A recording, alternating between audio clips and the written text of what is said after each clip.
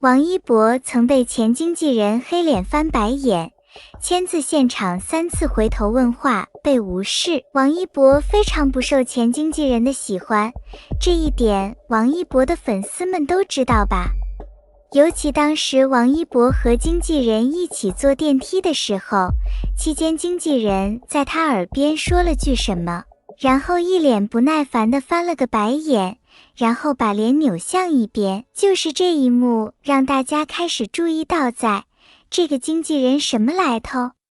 之前看我和我的经纪人节目的时候，发现艺人和经纪人的关系就是后者依附前者的，但是在王一博这里反着来，不止一次，粉丝好几次发现就是在公众场合，这个经纪人都对他很不礼貌的。比如还有一次给粉丝签名，当时现场围了很多粉丝要签名，王一博的手下压着一沓照片，此刻经纪人就在他身后站着。当时王一博看到照片后，评价这照片 P 得太过了，以为经纪人或说些什么，但意外的是，经纪人不知道是真没听到还是不想回答，直接忽略王一博。看到对方没有回应后，王一博就扭过头看向经纪人，但依然没有得到对方的回应，不得不说有点尴尬啊，起码现场那么多粉丝呢。于是王一博又扭过头对经纪人说：“您没看过吗？这张康雯姐。”注意，王一博称呼经纪人是姐，或许经纪人真的比王一博年龄大些，但是艺人称呼经纪人为姐的不多吧？足见王一博还是很尊重这个经纪人的，可是经纪人却看不起他。比如两人回头询问后，对方依然什么都没说。第3次，王一博又回过头跟经纪人沟通这个问题，看到对方一直没回应，就不断喊着康雯姐的名字，可现场是不管他叫的再绅士，对方一句也没回应，就是身边的工作人员一起喊康雯姐的名字，他也一句话不说。说真的，不管有多不喜欢王一博，既然还在这个岗位上，就得做好本职工作，尤其在公众场合维护自家艺人形象，这点职业素养他难道不知道吗？不管怎么说，在这个经纪人面前，王一博可是没少被黑脸对待，又或者是那时候的王一博还没有大红起来。不知道艺人经纪圈是不是对自家艺人也这么现实？值得一提的是，在彻底走红前，王一博确实很不受尊重，当然其他艺人也都这样。社会上唯一被分成3、6、9等的圈子就是娱乐圈。有一次王一博走红颜，当时有个拿着摄像机的师傅就指着王一博说：“这个人是谁啊？”身边一位工作人员说：“不认识，指不定是哪位胡咖。”很难相信他没有听到，但是因为咖位不够，被说也只能装没听到。不过庆幸的是，之前看不起他对他翻白眼的经纪人，因为经济原因被警方逮捕。也就是说，王一博的经纪人已经换人了，相信这次配套的应该是职业素养高些的吧。据悉，举报康雯的这个人是老板杜华，具体原因不得而知。不过经纪人因为职业关系，难免会接手艺人金额比较大的代言费，很多人就从这件事上动歪脑筋了。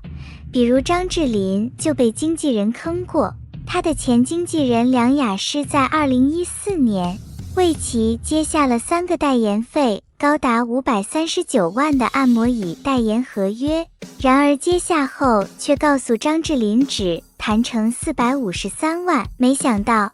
张智霖同年在马来西亚举办个人演唱会，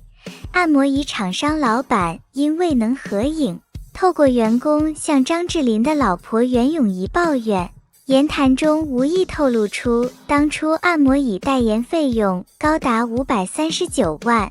张智霖这才知晓被骗，将经纪人告上法庭，并亲自出庭作证。梁雅诗被指控3项欺诈罪，除了骗钱的，还有劫色的。比如王宝强的经纪人就把老婆给撬走了，私吞财产不说，还搞得家人4分5裂。真的，艺人和经纪人的关系很是微妙，稍微一个心术不正，就很容易从民事责任上升到刑事处罚。那么你知道的艺人被经纪人坑的事还有什么？其实就像和自己的朋友相处一样，当我跟对方说话的时候，对方却不回应我，那种不被尊重的感觉真的很让人难受，也会让我感到很受伤。如果一段关系让我长期感受到这样的忽视和不尊重，我也会慢慢选择离开，默默地退出这段关系。说真的，这种感觉真的很不好受。如果你也曾经遇到过这样的情况，相信你一定能够理解当时王一博的感受。如果是你遇到这样的经纪人，是不是也会觉得很糟糕？这样的态度，哪里还有心情继续工作呢？如果你是王一博，你还会愿意继续用这样的经纪人吗？说到底，艺人与经纪人之间，本质上还是一场长期的合作关系。经纪人不仅要负责工作安排，更承担着维护艺人权益和公众形象的责任。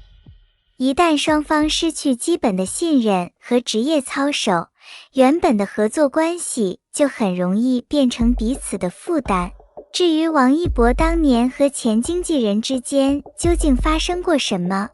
外界看到的或许只是几个片段，真正的原因恐怕只有当事人最清楚。但这些经历也让人更加明白，一个艺人在还没有足够话语权的时候，能够遇到什么样的团队，确实会影响很大。那么问题来了，你怎么看待王一博当年与前经纪人的相处方式？